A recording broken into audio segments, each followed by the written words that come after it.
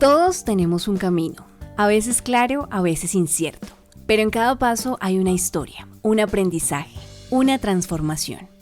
Bienvenidos a Abraza el Camino, un espacio donde exploramos el proceso, con sus luces y sus sombras. Aquí no hablamos solo de metas, sino del trayecto que nos forma, nos reta y nos revela quiénes somos realmente. Hola, ¿qué tal amigos de La Santoto? Bienvenidos a este nuevo episodio de Abraza el Camino, este espacio seguro, este video podcast donde hablamos libremente, conversamos con diferentes integrantes de nuestra Santoto, graduados, frailes, estudiantes, bueno, diferentes integrantes de la familia tomasina que se destacan, que logran trascender, dejar huella, abrazar el camino y que hoy, en un espacio tranquilo, nos quieren compartir algo de su vida.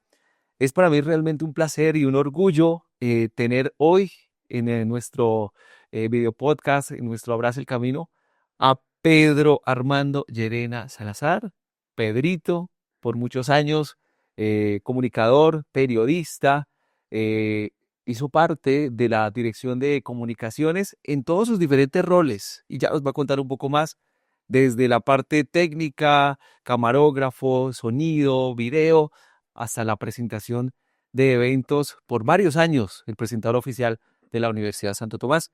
Bienvenido, Pedrito, bienvenido a tu casa, bienvenido a la Santoto. Juan Carlos, muchísimas gracias, muy complacido y gracias por la invitación a esta modalidad del video podcast. Claro que sí, video podcast es un formato que queremos explorar a través de, como ya lo decía, a través de nuestra dirección de comunicaciones y pues algunos sé que lo conocen, algunos sé que lo vieron, quizás algunos que nos estén viendo dirían Pedrito o don Pedro leyó y presentó mi ceremonia de graduación, porque eso es lo que me han dicho en muchos espacios, incluso personajes reconocidos en los medios de comunicación, en el derecho, todo. Me saluda por favor a don Pedrito. Entonces sentimos desde la dirección de comunicaciones que le debíamos este espacio y esta ventana y este momento a don Pedro. No, genial, genial, Juan Carlos. Me siento muy emocionado hoy de estar nuevamente pisando mi universidad. Allá hace 3, 4 años ya salí jubilado, pensionado. Pero bueno, vamos a conversar muchas cosas que seguramente iré trayendo a la memoria y se las contaré a todos con todo el agrado del caso. Claro que sí, don Pedro. Entonces vamos con nuestra primera sección, esto que se llama Abriendo la Caja. Bueno, y en Abriendo la Caja queremos conocer un poco más de la vida de nuestro personaje. ¿Quién es Pedro Llerena? ¿Quién es Pedro Llerena? Cuéntenos más, por favor. Sí, yo soy Pedro Llerena, soy casado hace 41 años con mi esposa Marta. Tengo 3 hijos, Gabriela, Sebastián, Isabela, 2 nietos, Leana y Mateo.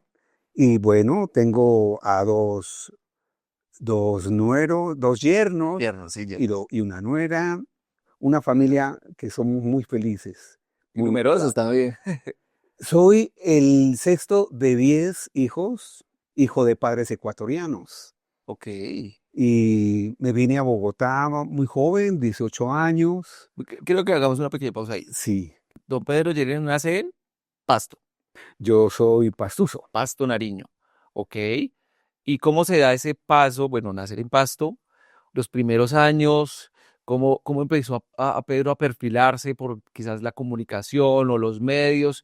¿En qué momento dice, oiga, me gusta? Bueno, ¿cómo se dio eso? Bueno, me voy a remontar a la época, no lo había pensado, pero estoy en la época estudiantil.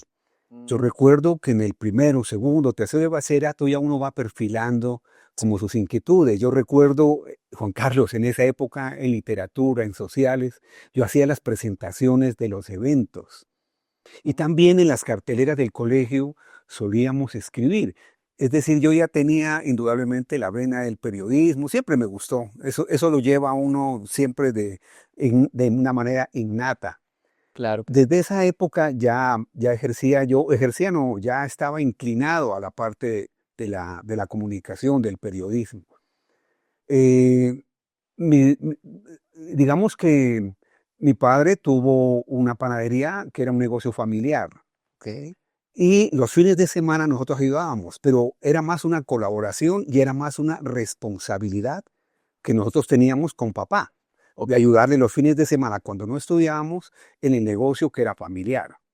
Ahí se turnaban, entonces de pronto Nos salía al turnan colegio y atendía un rato y ayudaba a llevar domicilios, el pan, etcétera, y etcétera. para nosotros era eso, empezar la parte de responsabilidad, de cumplimiento.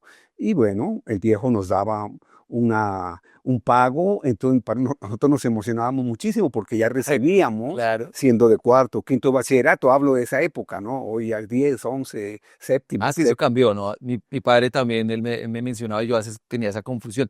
Quinto, quinto de bachillerato. Y no, no, que es décimo. Pero bueno, claro.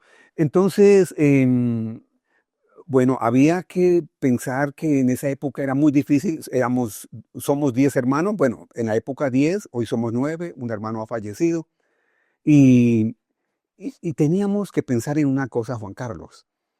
No era muy fácil para mi papá dar el estudio superior. Él dijo, le voy a dar un bachillerato y ustedes ya con eso van viendo cómo organizan su vida. Y lo nosotros empujó, ¿no? dijimos, claro, además en Pasto no habían instituciones, muchas, de educación superior. Entonces, por eso, de la familia Llerena Salazar, salimos. Los hermanos mayores salieron, yo soy el sexto, todos los mayores ya habían venido a Bogotá, otros fueron a Cali, otros fueron al Ecuador. Se fueron como Sí, sí, sí, distribuyendo, como, porque mi tía, o sea, la familia Llerena, de parte de papá, en el Ecuador hay mucho tío, etcétera, entonces pensaba también en el Politécnico, en la Universidad Central. ah, ok. Y digamos, su merced, toma camino hacia la capital, hacia Bogotá, después de terminar el colegio. No todavía, yo arranqué al Ecuador, yo me fui a Quito Sí. y estuve en la Universidad Central porque iba a estudiar periodismo.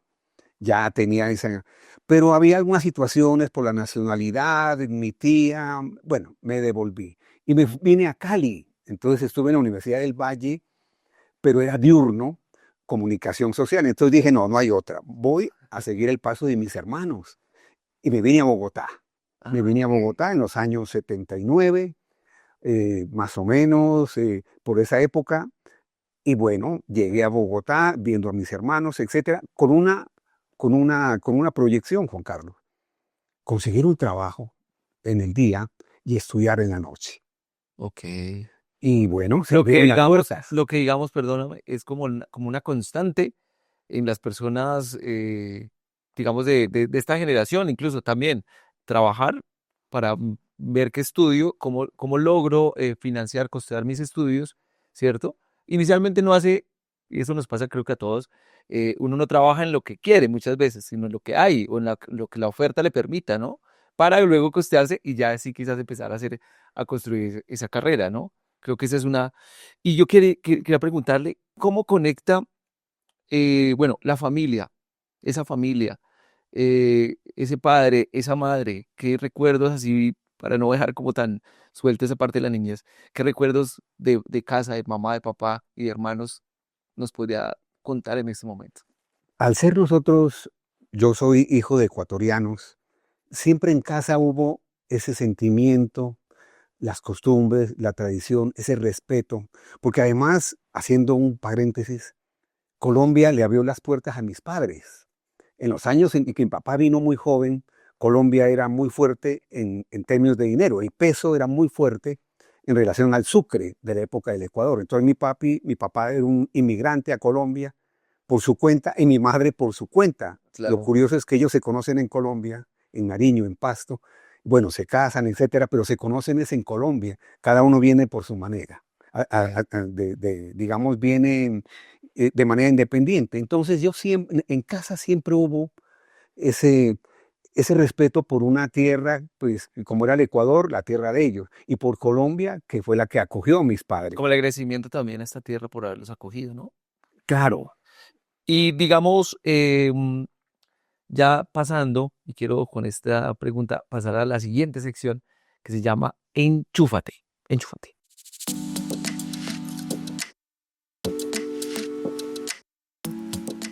Y en Enchúfate, don Pedro Llerena, estamos con Pedro Llerena, gran invitado el día de hoy.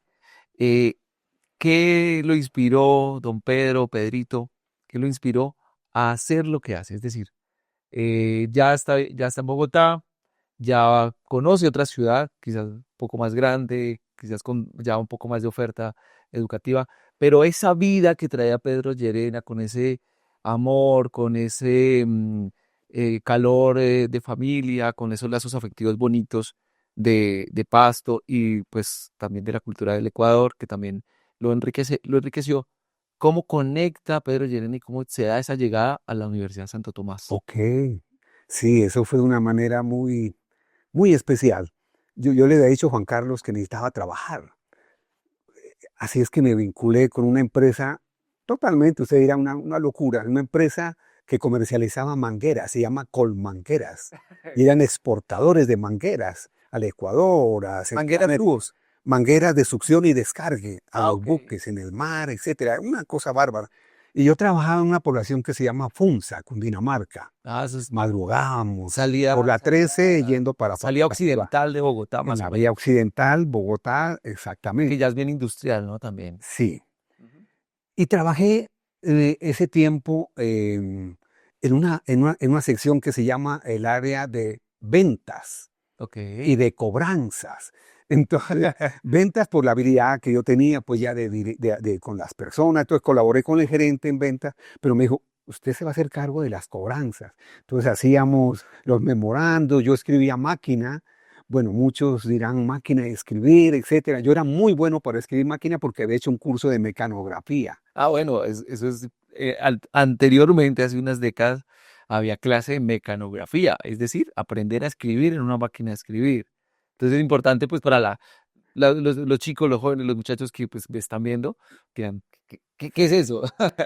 Un teclado y se va moviendo el carrito, y uno le daba espacio, subía, llevaba una cinta de dos colores, el rojo, el negro, No tenía el entonces le ponía corrector. ahí, iba rojo, cuando los títulos bajaba, iba negro, la mayúscula acá, y bueno, las letras son muy parecidas a los de un teclado de computador, muy semejantes, porque igual me iba bien manejando el teclado del computador, me ha ido bien. Y la ortografía tenía que ser excelente porque pues no teníamos como el corrector de ortografía como lo tiene el computador, ¿no? Claro, claro. Bueno, y entonces estoy en esa empresa y, y como ya estaba trabajando, Juan Carlos, entonces me inscribo a estudiar, que era mi anhelo, estudiar, superarme, aprender. Y quería estudiar y yo dije, bueno, y haciendo el gran balance de las universidades, en esa época no alcanzaba el presupuesto, entonces dije, voy a estudiar en la escuela Impau, que a la sazón, en esa época, era únicamente periodismo, neto, periodismo. Sí. De hecho, eran 3 años, 3 años y medio. Obviamente se hacía una tesis de grado, se hacía un proyecto final, era riguroso. El rector, el doctor Ángel María Linares, Sí, sí, sí. de la época. Estando allá, ya entro a Impao 1, 2, tercer semestre, año 79, 80, 81.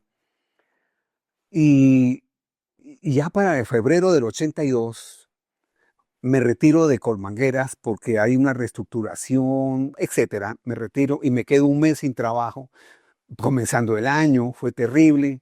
Comenzaba Duro, ¿no? semestre. Duro. Y en febrero, entonces yo decía, bueno, a mis compañeros de salón, a mis compañeros de curso, así descaradamente o animadamente, otra forma de entrar, de empujar, de decir, tomé la palabra y le dije, profe, ¿me permite un momento? ¿Qué vas a hacer, Yerena? Voy a decirles algo. Muchachos, me quedé sin trabajo. Si alguien sabe de ustedes, me ayudan. Y levanta la mano Carlos Alberto Vanegas. Me dice, Pedro, en el descanso hablamos. Pues fíjese, Juan Carlos, usted fíjese que Vanegas trabajaba en la Santoto, era el auxiliar de la época con Fernando López, el coordinador. Sí. Era en esa época una sección de audiovisuales. Me dijo, Pedro, bueno, ya tomándonos en la aromática, Ya en el break, en el yo break. me voy a retirar porque tengo la posibilidad de trabajar en una revista y yo quiero ya meterme en lo que es el contexto de Sí, sí. periodismo. Dar ese ¿Quiere, hermano? Vaya el lunes. Era un viernes. Y yo dije, bueno, Vaya el lunes, háblese con el director de personal, el doctor Luis José González, de español, y Fernando, su jefe, o sea, el que va a ser su jefe. Y bueno, yo vine, tanto que en la casa todavía vivía mi hermano Francisco, que después murió, y otro hermano Vicente, que vivíamos los tres hermanos acá, compartíamos un apartamento. Les dije, bueno, yo voy a presentarme a la Universidad Santo Tomás, hay una parte de medios audiovisuales, me gusta, y si quieren muchachos, nos vemos al mediodía, almorzamos y les cuento cómo nos va. Muy rápidamente el cuento, resulta que a las 9 me recibió Fernando, el coordinador, hablamos, planteamos la cuestión, usted qué sabe hacer, qué estudia.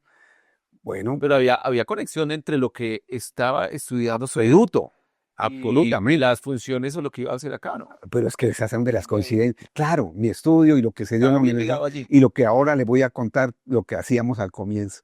El tema de la contratación es rápidamente así.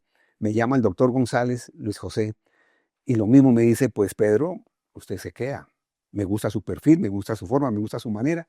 Quédese. ¿Tiene tiempo? ¿Tiene disponibilidad? Le digo, doctor, absolutamente. Eso es lo que tengo, En tiempo. marzo de 1982 no salí a almorzar con mis hermanos porque ya me quedé trabajando directamente en la Universidad Santo Tomás. Qué gran ingreso y qué gran forma. Y yo ahí rescato también ese gesto como de valentía, de arriesgarse. Y eso es también la vida. A veces uno dirá, hasta quizás alguien se puede haber burlado, como de, hey muchachos, les encargo, les recomiendo. ¿Sí? Incluso es un acto de humildad, es un acto de, sí, muchas veces por pena, muchas veces por lo que sea, por el que dirán, se frena uno y no, pero se arriesgó, se lanzó y bueno, ahí entró marzo de De 1982. 82. No, Juan Carlos, Ahí entró, siempre. y bueno, perdóneme, y ahí ya entró a la Santoto, Ok, entró a la Universidad de Santo Tomás, entró como auxiliar de en esa época audiovisual. audiovisuales, ¿sí? A veces cambian un poquito los nombres, pero bueno. Y en ese entonces, ¿cuáles las funciones? Instalar equipos, apoyar las clases. Cuéntenos un Sí, sí, poquito voy más a hacer un resumen. cómo era para los que hoy estudian, trabajan y hacen parte de la Santoto, cómo era más o menos en el 82, en ese entonces. No, yo siempre he estado como introducción, como preámbulo. Siempre me ha gustado eso, enfrentar los retos, Ok. asumir esas responsabilidades y echar para adelante, dar el paso, dar el paso. Entonces, en esa época, la sección de audiovisuales de la Universidad de Santo Tomás se conformaba por unos equipos muy básicos. Era un proyector de 16 milímetros, dos proyectores de 16 Creo que milímetros, está bien. Powell verde, un proyector de diapositivas, un proyector de cuerpos opacos, o sea, hojas, y un proyector de acetatos. Esos eran.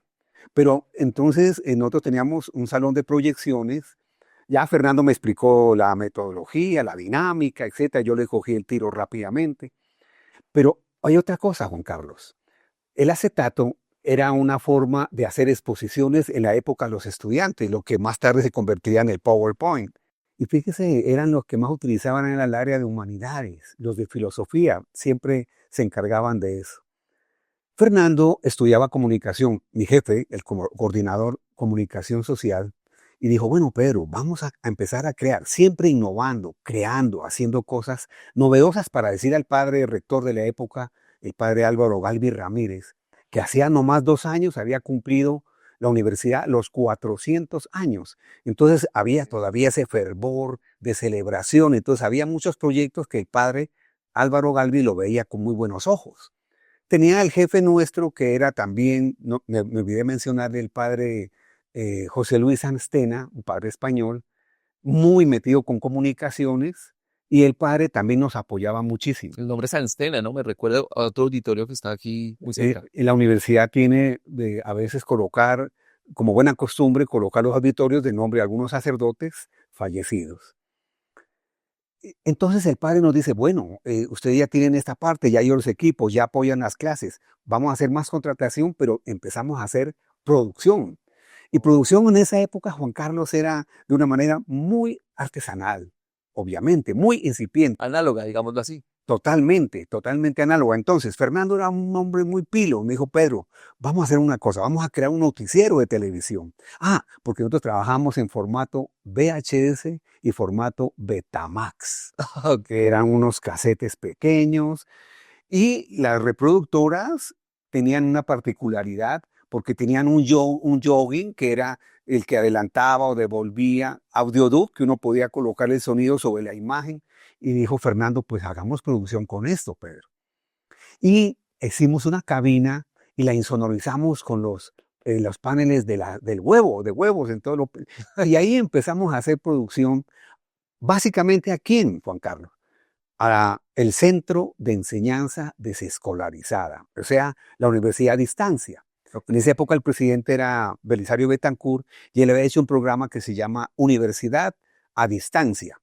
Y la Santo Tomás ya había trabajado, antes de que el presidente lo promulgara y lo pusiera en acción, ya la universidad lo tenía desde 1980, cuando los 400 años. Esto es muy interesante y mucha gente estoy seguro que no lo sabíamos. Es fuertísimo, es fuerte. Era otra universidad, prácticamente la universidad presencial y la universidad a distancia. Muy fuerte, porque los docentes de la época se preparaban en la universidad y calificaban con ese título, digamos, y en la parte del escalafón les servía muchísimo. Entonces había una presencia de docentes impresionante.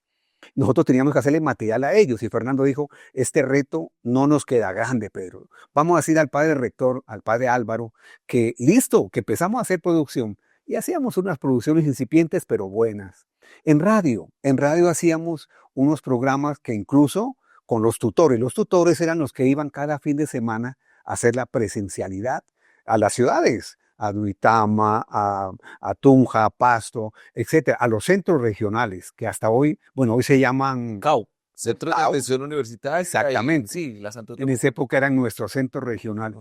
Entonces siempre fue dinámico, fue creciente, con mucho apoyo de las directivas, de los rectores. Y también con mucha visión, ¿no? Mucha visión. Porque siento que estaban un poco quizás como adelantados a su época. Es decir, esos frailes en su momento, ese director, ese coordinador, pensaron en grande, hay que decirlo. ¿Por qué? Porque pusieron, incluso, bien lo decía Pedro, se adelantaron al gobierno de la época a llevar esa clase y ese saber y ese conocimiento, ponerlo en su formato, en ese momento VHS, Betamax, llevarlo allí a las regiones y todo. Me parece muy importante. Y quería comentarle, Pedro, preguntarle, luego de eso, ¿cómo va? Porque Pedro hizo prácticamente todos los roles o todas las funciones dentro de las comunicaciones.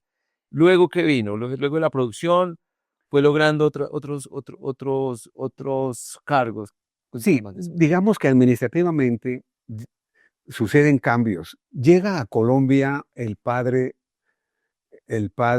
nuestro jefe, nuestro inolvidable jefe, el padre Adalmiro Arias Agudelo. Okay. Él estaba preparándose en Estados Unidos, en la Universidad de Wisconsin, estudiaba Master of Arts in Communication. Okay. Entonces venía y el padre Álvaro dijo, no, padre, usted, padre Adalmiro, que traiga ese conocimiento y aplíquelo. Exactamente. Entonces ya no éramos la sección de audiovisuales, sino ya nos conformamos como departamento de comunicaciones, porque el padre viene con muchos proyectos. Los padres rectores ya, el padre Jaime, el padre Álvaro, o sea, empiezan a seguir fortaleciendo porque ven las comunicaciones como algo importantísimo para la parte educativa. Claro, siempre lo ha sido, claro, pero los padres siempre lo han tenido como algo también prioritario. Entonces ya se crea como departamento de comunicaciones, queda el área, digamos, de servicios, que nunca se fue, y queda el área de producción. Entonces llega el padre, conversamos, hablamos mucho y me dice, bueno, yo necesito capacitar personas. Usted trabaja muy bien lo análogo, pero necesitamos, Pedro, que usted se ponga pilas. Yo todavía seguía en el área de servicios, pero el padre veía como mucha colaboración y yo dije, no, me la juego.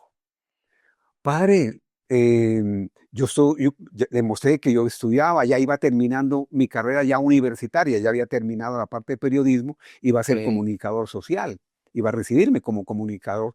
Entonces me dijo, usted que me trae el título y hablamos, Pedro. Me gradué y le dije, padre, soy comunicador. Me dijo, bueno, ¿y qué lo ponemos a hacer? Pero primero, prepárese, capacítese. Le voy a decir una cosa, Juan Carlos. La universidad es una fábrica de conocimiento. Es una Total, fábrica de conocimiento. total, Y total. en tal virtud, las personas que trabajan acá deben aprovechar esa fábrica, así como la utilizan o no, las personas se benefician de esas fábricas en otras empresas. Aquí hay que aprovechar para capacitarse. Los padres nunca han desdeñado de la posibilidad de dar el apoyo a alguien que quiera estudiar, o le dan beca, o media beca, o un auxilio, el 20%, etcétera. Y el padre dijo, bueno, Pedro, usted tiene que prepararse. El CINEP organizaba unos talleres, pero fuera de Bogotá, era en Medellín. Y el padre de Almiro me patrocinó eso por medio de la universidad. Dijo, usted se va a Medellín. Fue largo, fueron como 3 semanas. Si le digo que casi un ¿De mes. qué año estamos hablando más o menos? A ver, yo terminé en el año 90, ya habían pasado 10 años, más o menos. Entonces fui allá. Íbamos en la noche, esa era la otra, que había algo, Fernando tenía conexiones con sus colegas, Sí, y claro. dijo, si usted quiere y saca tiempo, en las noches en la Universidad Nacional, en la área de medios audiovisuales de la Nacional, Sí. hay cursos, hay capacitaciones. Hágale, hermano. Entonces, claro, yo iba a veces los sábados a reponer las clases que no podía hacer en las noches. Ahí hablaba con algunos docentes. Entonces, iba también a eso. Entonces le dije, padre, Era absorbiendo no, conocimiento. absorber, Sí, trayendo. aprovechar la posibilidad, la oportunidad. La universidad me brindaba esa opción. ¿Cómo no la iba a aprovechar? Además, ya iba a salir del área de servicios. Entonces, cuando llego, después de un tiempo, 3, 4 meses, le digo, padre, tengo mi diploma, las capacitaciones. Y dice el padre, bueno, ¿y qué lo ponemos a hacer a Pedro? Padre, deme la oportunidad de manejar, no, de trabajar en el área de producción. Me dice, listo, usted se va a hacer va a ser coordinador. Imagínense ese nombre Esa del responsabilidad. cargo mío, coordinador de producción y postproducción. Eso era más largo, complicadísimo. Así trabajamos, así trabajé. Empezamos la universidad a contratar el departamento, porque el padre tenía una visión muy, muy interesante. Visionario completo. Muy interesante. Venía con escuela americana, ¿sí? Entonces el padre aplicaba acá.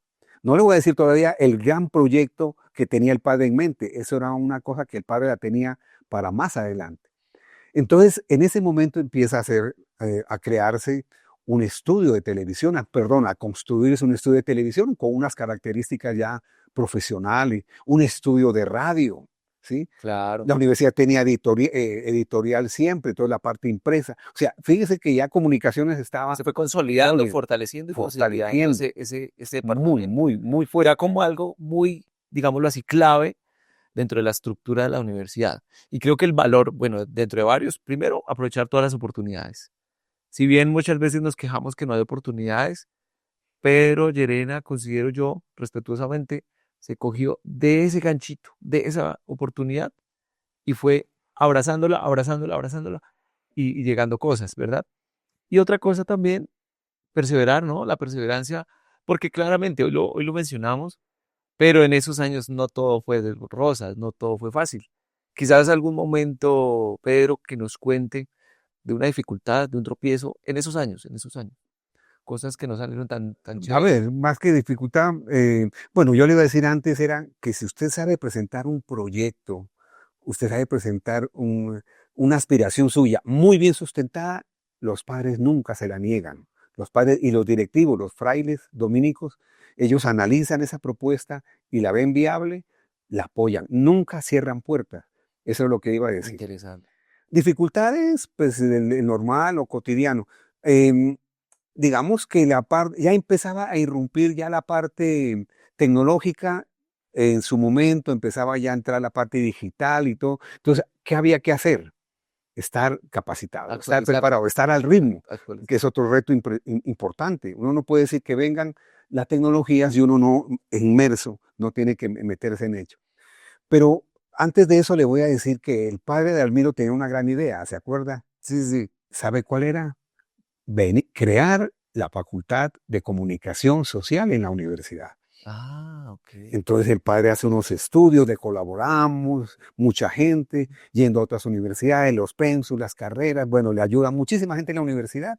Y en la época, bajo la rectoría del padre Jaime Valencia, se crea la Facultad de Comunicación. ¿Sabe por qué? Porque ya Comunicaciones como departamento tenía los estudios, entonces nosotros se los fuimos cediendo a la facultad. O Y sea que la tenían los facultad, estudios y tenían el conocimiento, porque ya hacían esas labores, ya hacían esas producciones, ya hacían esas transmisiones, todo.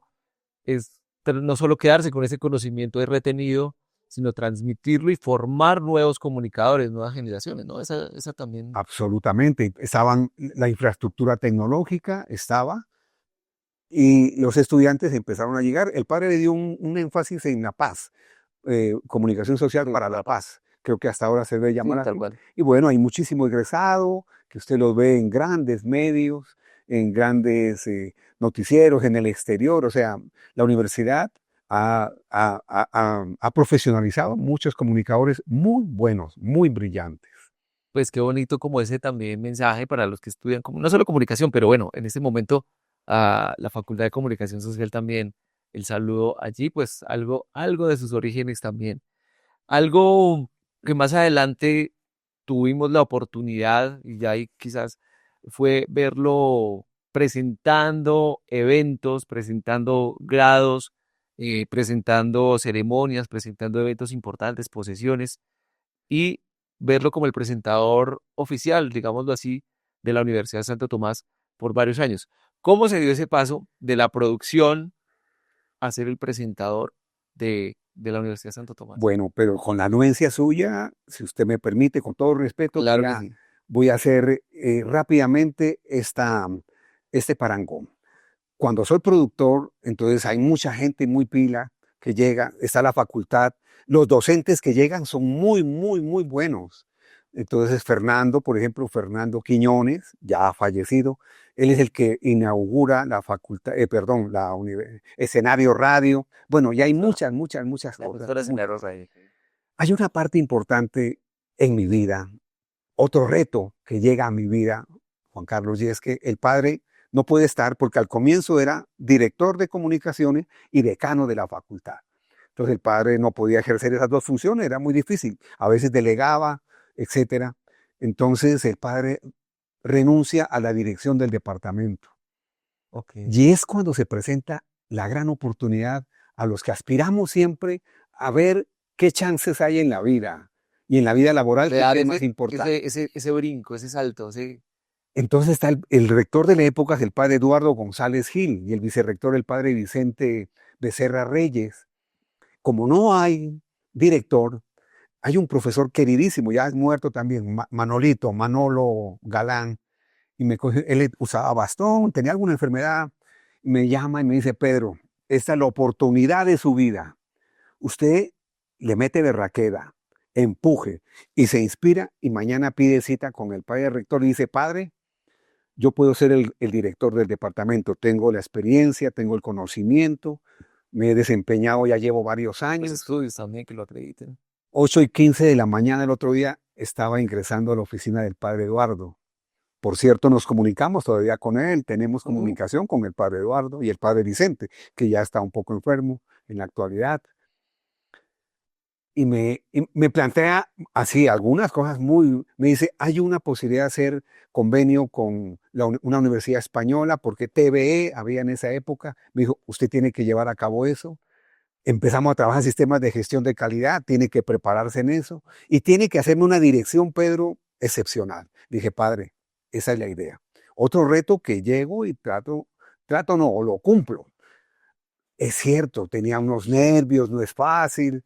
Ser compañero de Juan Carlos y volverme su jefe no es fácil, pero lo asumí hasta que llegó el padre Balaguer.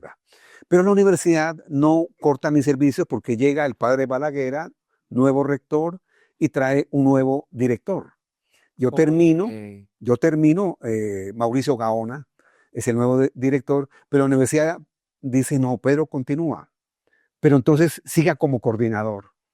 Sigo como coordinador. Pues digamos, fue un golpe, no golpe como una desilusión en ese momento. Quizás aspiraba a ser Es director en posible, ese momento y no se dio en ese momento. no le puedo negar, es posible que haya querido ser director, pero administrativamente las personas que llegan, un rector dice: torero trae su cuadrilla. Claro. Entonces el padre venía de Tunja, trajo un director, trajo otros coordinadores, etcétera, y entre ellos Gaona. Y manejamos una relación muy interesante con El profesionalismo Mauricio. también, ¿no? Que le permite uno, el ser profesional, le permite trabajar sin perder el rumbo y sin perder el objetivo claro. Y bueno, don Pedro, en ese momento no se dio pues la posibilidad o la oportunidad de ser director, pero pues la vida en la Santoto continuó como coordinador, pero continuó igual dándole, brindándole conocimiento y pues toda esa energía al equipo, ¿cierto? Cuéntenos más ahí entonces cómo siguió ese trasegar en la Santoto. Ya en la parte de coordinación ya tenía que ver con todas las áreas del departamento, especialmente el área de servicios, que era fundamental porque nosotros siempre como área de servicios seguimos apoyando todo lo que tiene que ver con el desarrollo de la universidad, prestándole el apoyo audiovisual, pero también a la parte de producción y la parte de apoyo a las facultades, etcétera. Y Y bueno, producto de eso, nosotros asistíamos a los eventos que hay en la universidad. y digamos ya conectando, Pedro, don Pedro, con este rol Sí, que lo identificó ya los años venideros, ¿cierto? Y que digamos, lo posicionó aún más, fue el tema de la presentación de los eventos. ¿Cómo se da ese paso a presentar grados, a presentar ceremonias, a presentar pues, los diferentes eventos y convertirse de cierta manera en el presentador oficial de la Universidad de Santo Tomás? ¿Cómo se da ese paso? Y cuéntenos un poquito más de eso. sí, eso nace producto de una anécdota. Como apoyábamos en los auditorios el servicio de sonido, en los grados y todo el apoyo a la logística que Sí, brindaba eso. Entonces, siempre en la universidad, en los grados, el acta, el programa y el acta la leía el secretario de la universidad. ok. Al Secretario lanzar, general, digamos. siempre. Sí. El doctor en la época, Alberto Cárdenas Patiño, Ujú. el secretario, y él leía siempre, siempre los programas. Alguna vez llegó un poco afónico, afectado de su garganta. Él ya me había visto de pronto en otras actividades y hizo la primera, eran normalmente 3, 4 sesiones de Sí. grado. Y me dice lo siguiente, y vuelve otra vez a presentarse en Pedro Llerena eso de un reto, una oportunidad, algo que no lo había hecho, además el público, ya hablar en público. Me dice, Pedro, yo estoy un poco mal, yo te he visto a ti que hablas, tienes voz para eso.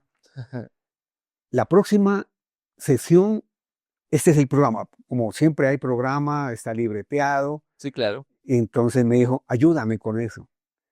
Y dije, pues, doctor Alberto, usted me pone un poco en situación difícil, pero lo que le digo, Juan Carlos, yo por dentro decía, otro reto más, vamos a ver. Muchos nervios, le confieso, muchos nervios, agua.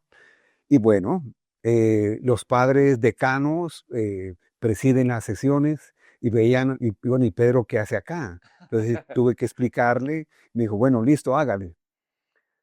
Tal vez el padre tampoco, ya está fallecido, el padre, bueno, cuando termine la sesión, él me miraba un poco raro. Yo leí algo nervioso al comienzo, después me fue bien, porque como uno Ya está se va en afianzando, ¿no? Se va tomando más y el confianza. padre que me miraba como raro, al final me dijo, felicitaciones, lo has hecho bien.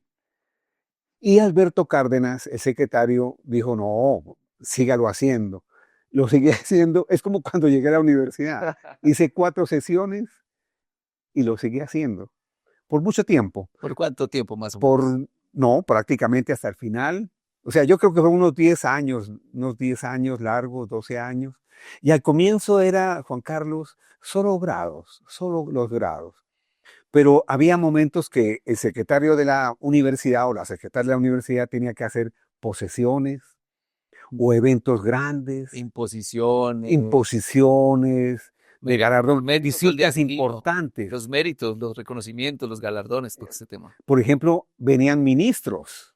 En la época la ministra de Educación, vino alguna ministra, Sí, sí, sí. es decir, personalidades, y ya era ese reto, Ya parte del protocolo, ¿sí? ya hacía parte del protocolo. Sí, claro. En una época de una directora el Departamento de Comunicaciones abre tal vez por Padre Baraguer, abre digamos, una sección que se llama, sección no, un área, perdón, Ok. se llama Logística y Protocolo.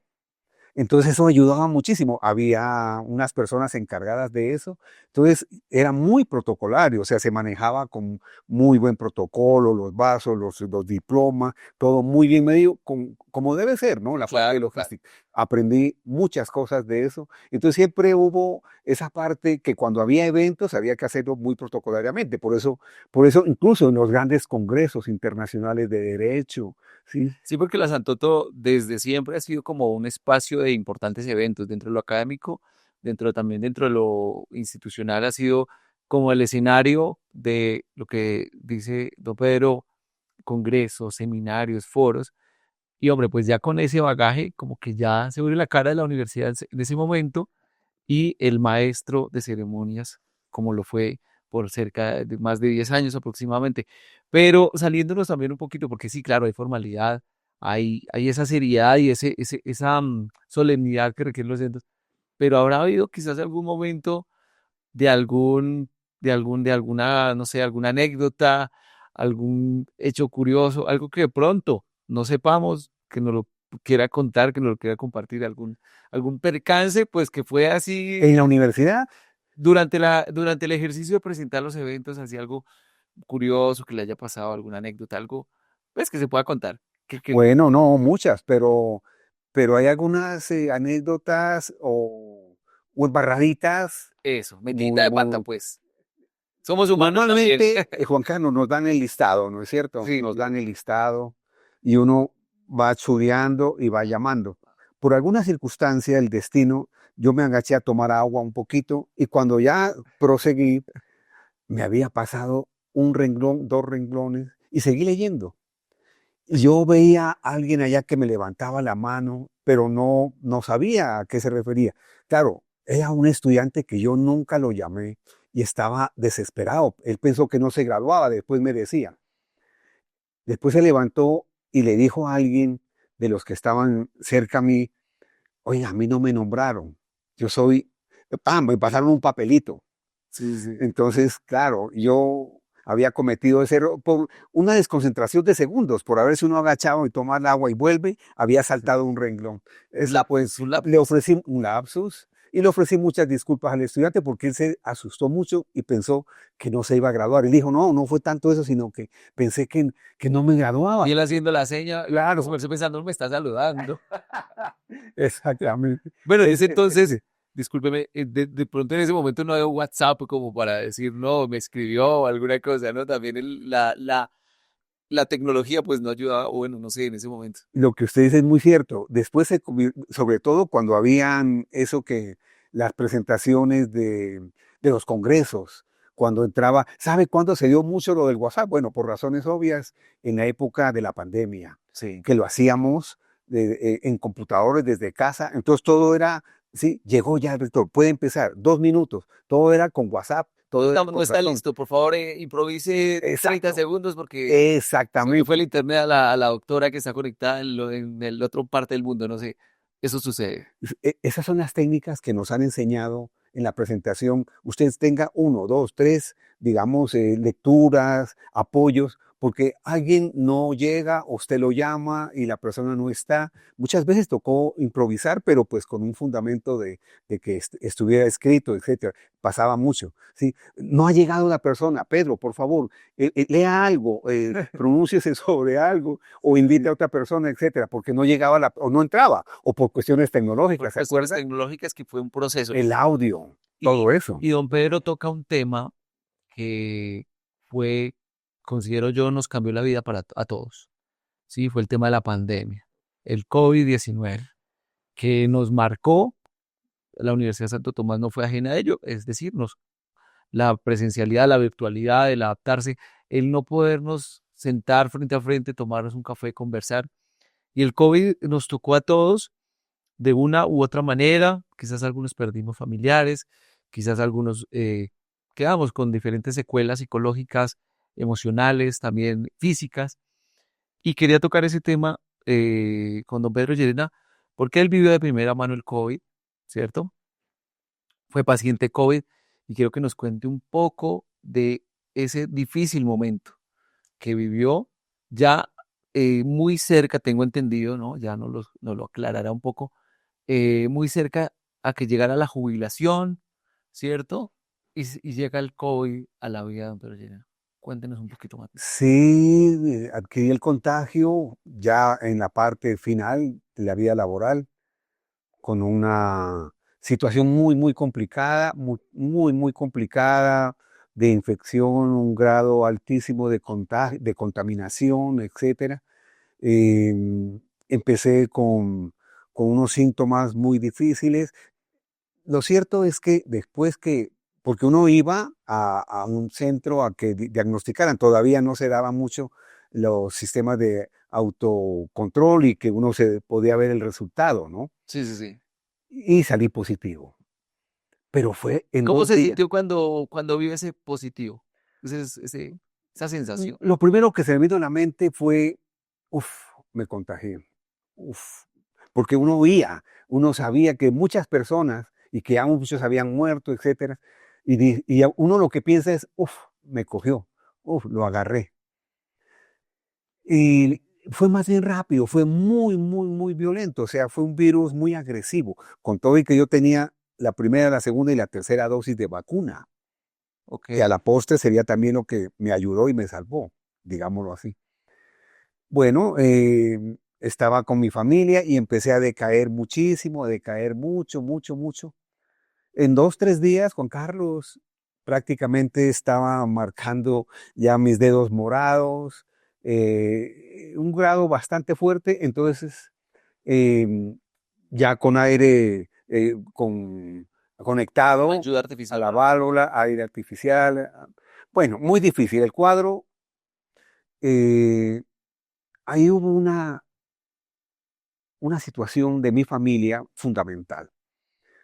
Me recoge la ambulancia, no le voy a decir de dónde la ambulancia, como recogía todos los días y todos los días sacaban y traían. Yo iba muy mal, muy mal, muy mal. Algo recuerdo de la ambulancia, la tengo en mi mente como de muchas luces, porque alcancé a subirme por mis propios medios, de todas maneras. Yo Ujú. mismo me acomodé, me acosté en la camilla de la ambulancia, pero con su sirena estuvo más o menos unas 8 o 10 cuadras y él informa a la clínica estaba llena. Yo fui a la cardio, me iba a llevar a la cardio, pero estaba full. Emergencias, urgencias, perdón, estaba copado, estaba Tope. crítico, estaba en batalla. ¿Cómo se llama eso? En guerra, de guerra, como cuando hay guerra. Sí, sí, sí. Entonces el médico y el paramédico y el conductor le dicen a mi familia, a mi hija, a mi señora, dice, vamos a hacer una cosa. Voy a dar la vuelta, el señor va muy mal, creo que va a llenar un espacio que lo necesitamos. El señor está mal, yo he visto en mejores condiciones y les ha ido mal. Por favor, regresemos a casa para que el señor muera tranquilo en casa. Entonces, mi hija y mi señora se niegan rotundamente Claro. a que él dé la vuelta por la avenida a casa nuevamente y dijo, no, a mi papá lo llevan a la clínica. Allá está, si no, ya está pedido y entramos por urgencia. Entramos por urgencia. Entré a la clínica. Fui el primer día en una camilla, segundo día, tercer día, muy mal, ya no recuerdo nada, muchas cosas lo sé por mi hija. Eh, y entramos por la guerra de la UCI, Sí, me acuerdo. porque la UCI, y eso que la clínica tenía 8 o 6 UCI, unidades de cuidados intensivos, pero era muy competida. Entonces, el tercer, el cuarto día, las camillas a veces iban en turno. En esa época yo tenía ya 63 años, 62 años, y ustedes todos lo saben que daban prioridad por edades. Entonces llegaba un COVID de 42 años, yo ya tenía 60, iba en turno, sacaban la camilla y metían al de 40 años porque pues tiene 20 años Un más, 30 jovencito, años una más. mujer, bueno. Era muy joven, Sí. ¿cierto? Mamás, más joven. Pero los de 60, 70 nos hacían a un lado. De todas maneras, logré en ese momento estabilizarme un poco. Sí, era crítico porque yo tenía me desconectaron, entonces estaba, ¿cómo se llama? Cuando uno tiene, cuando uno lo conectan, Como asistido, como con ayuda mecánica, ayuda de algún aparato, ¿no? porque me puse a acordar y me bloqueó la mente tal vez de la tristeza. De todas maneras, sí, estuve entubado, me entubaron, mi pulmón quedó respirando por otro lado. Con una ayuda artificial. Esa parte de la entubada, y pues no quería interrumpirlo, pero eso todo lo vivimos, o pues el mundo lo vivió, y lo que se decía fuera de los hospitales es que como que decir que la persona está entubada era ya casi que una sentencia, es decir, era ya algo muy fuerte. Y en ese momento recuerdo, yo estaba recién ingresado a la universidad, no había UCI para Duero, Ajá. y se generó incluso un hashtag y se generó una movilización fuerte a través de las redes sociales, incluso de la universidad y la universidad. No sé si esto don Pedro lo supo, porque pues luego nunca lo conversamos, que la universidad, incluso como un numeral, una UCI para don Pedro. Sí, sí, uy, ¿Lo eso fue recuerda? impresionante. No, yo después lo viví porque mi hija Isabela guardó todo el récord de las comunicaciones. Yo las tengo incluso guardadas en el celular. Y resulta que no había UCIs, evidentemente, y la institución médica, o sea, la EPS de la época, pues dijo, no, el señor no va a entrar, no alcanza a entrar, aunque a pesar de que podía ingresar y todo, pero fíjese una cosa, ese peso, esa presión, que hizo la universidad y muchas instancias de la universidad. Recuerdo los decanos, un decano que había de ciencias de la salud, de un posgrado de salud, hablando directamente y llegaba a mi hija la comunicación. Mire, le conseguimos en el hospital tal, le conseguimos en la sala Sí. tal, le conseguimos en tal lado. Y otras personas decían, no, un consejo, que no muevan a Pedro, que no lo muevan, porque él está en un estado crítico. Porque en las noches, yo vi después la historia, decía, paciente continúa en peligro de muerte, estado crítico. Y eso fue todas las noches, siempre fue el reporte ese. Ok. Entonces era muy difícil moverme en una ambulancia para llevarme a otro sitio. Podría ser más perjudicial como el tema del traslado. Era prácticamente la sentencia de muerte. Sí, ok. Mi familia se sostuvo. Y llegó el día de, que fue el 3, 4 de julio, en donde la clínica llamó a mi familia y le dijo, la responsabilidad está en ustedes, el señor sigue crítico, está grave, se puede morir esta noche y ustedes no permiten que lo llevemos a otro lado. Cuando la clínica dijo eso, como a las 10 de la noche, y llegó el mensaje, a las 11 desocuparon una UCI y yo ya estaba en turno. Entonces ingresé a la UCI. Me ingresaron a la UCI y ahí terminaron de salvar mi vida. Ahí ocurrió como pues digamos así, el milagro, o sea, fue realmente, Eso fue un milagro de la vida. Bueno, mi Dios, la Virgen, ustedes, la comunidad, la universidad, los directivos, la gente, las oraciones, que yo después me enteré, tantísima gente que estaba enterada de eso y que después me escribían, me llamaban solidarios. Pero fue importante y hoy por hoy, con esa experiencia, entré en un plan de resiliencia porque tuve una segunda oportunidad de vida. Salí con 15 kilos menos, salí con una prediabetes y salí con cero fuerzas, que tuve que hacer terapia desde levantar una litro, gaseosa litro, que no la levantaba. Y empecé otra etapa de mi vida con una gran resiliencia y que cada día que Dios me dio la posibilidad por mi familia y por todos de aprovecharla. Hoy han pasado 4 o 5 años de eso y bueno, estoy con mi familia, ha crecido mi familia, mis nietos, mis hijos, mis yernos, mi nuera, mi esposa, muy fundamental, 41 años acompañándonos. Y bueno, estoy luchando cada espacio de la vida y diciéndoles a todos que es un paso, el paso, el paso, el paso. Adelante. pues yo quiero agradecerle a don Pedro también por abrirnos su corazón. No es fácil hablar de algo tan que uno lleva tan dentro, ¿cierto? Como es su familia, como es todo eso. Y seguramente a la familia cuando vea este video podcast también van a sentir esa emoción. Y desde la Universidad Santo Tomás. Nos alegra y nos llena de satisfacción tenerlo, por supuesto, con vida y tenerlo también aquí en nuestro programa. Don Pedro, vamos a pasar ahora un poquito como la emoción. Quiero invitarlo a esta sección de las preguntas flash. Don Pedro, preguntas flash. Flash. Un libro que nos recomiende, un libro. Yo tuve de estudiante un libro de Oriana Fallaci, Entrevista con la historia, porque es que entrevistaba unos personajes y yo me los leía en esa época muchísimo. Pero Juan Carlos, estoy leyendo en este momento y me sirve de consulta diaria, es La magia del orden, de una escritora japonesa, Marie Kondo. Perfecto. Y es decirle a las personas que si uno libra espacios y saca mejor los espacios, libera también la mente, porque cuando hay orden, la mente también entra en orden. Perfecto. Una canción, don Pedro. Yo tengo una canción ecuatoriana que me gusta muchísimo, que se llama Cuitas de Amor, y es impactante porque me gusta a mí, pero cuando lo oye cualquier persona de mis hermanos, se acuerdan de Pedro.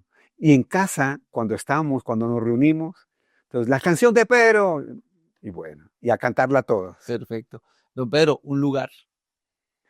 En este momento, la casa campestre, que la tengo como un sitio de descanso, contacto con la naturaleza, de mi jardinería. He ido aprendiendo jardinería, cosas nuevas. Me encanta en este momento la casa campestre que, producto del trabajo con la universidad, la hemos conseguido. Perfecto. Don Pedro, una comida. Uf. Bueno, tengo dos platos que son muy exquisitos, que es el mute con mondongo o la chuleta de cerdo. Esas dos acompañadas me encantan. Perfecto. Y un personaje que admire. Bueno, en este momento estoy siguiendo muchísimo a Mario Alonso Puig. Él maneja lo que es la resiliencia, la motivación. Y también me estoy por el lado del estoicismo, que maneja unas particularidades muy, muy precisas. Y es lo siguiente, le dice el estoicismo a uno, usted no puede controlar lo que las personas hacen. Usted no las puede controlar, sus reacciones, sus palabras, ni lo que pasa a su alrededor, pero sí puede controlarse a sí mismo y puede controlar su mente. Y he tratado también de hacerlo, de llevarlo a cabo. Muy interesante. Don Pedro, si tuviera la posibilidad, así como estamos sentados frente a frente, de hablar con Pedro Llerena niño, de 10 años, hoy, ¿qué le diría?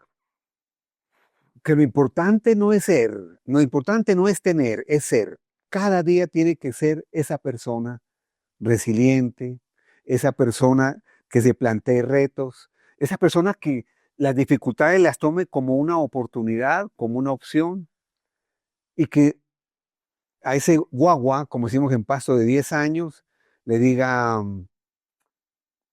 mucha responsabilidad, aprenda de sus mayores y sobre todo eche para adelante. Muchas gracias, don Pedro. Y vamos a finalizar con nuestra sección Ponle tu sello. Y en nuestra sección Ponle tu sello, don Pedro Llerena, quiero que por favor la cámara por un minuto va a ser suya y que le envíe un mensaje a toda esa audiencia, a toda la comunidad de la Universidad de Santo Tomás, un mensaje cómo abrazó el camino y el mensaje, el agradecimiento, lo que quiera plasmarles allí. Adelante. Bueno, el mensaje sería, la vida es para lucharla. Hay que estar permanentemente siguiendo lo que la mente le dice, los recuerdos que uno tenga, lo que uno haya construido y lo que permanentemente esté en función de hacerlo. No dejarse llevar por las adversidades, por los fracasos, porque esas son las grandes oportunidades que le brinda la vida de seguir adelante. Cualquier oportunidad que tenga, aprovéchela. Cualquier oportunidad que le brinde la vida, sáquele el mayor de los provechos. Cuidarse en salud, mantener contacto con las personas y seguir siempre, siempre adelante. Muchas gracias, don Pedro. Y así pues finalizamos un episodio más, yo diría un episodio especial con un invitado de lujo de nuestra Universidad Santo Tomás, Pedro Armando Llerena Salazar, nuestro conocido Pedrito, nuestro presentador por muchos años. Muchas historias que seguramente nos quedan por fuera, el tiempo es corto, demasiadas anécdotas, demasiadas personas, demasiados momentos, lugares. El agradecimiento de nuevo por estar aquí y esto se llama Abraza el Camino. Esperamos que hayamos abrazado ese camino y lo sigamos abrazando. Gracias por abrir su corazón, gracias por compartirnos tantas experiencias y no quiero que se me vaya sin un pequeño regalo de nuestra Santoto Store. Nos envía un pequeño regalo. Muchísimas gracias. Esta siempre es una agenda hermosa. Casa. Un regalito también de la Dirección de Talento Humano. También me le hace llegar para que Chino vea su cafecito allá en la finca. Y por supuesto nos llega allí también con la Santoto. Gracias, don Pedro. Gracias a todos. Muchísimas gracias. Muy complacido de haber asistido a este video podcast. Claro que sí. Y hasta pronto. Hasta una nueva edición de nuestro video podcast. Abraza el Camino en nuestra Santoto. Chao.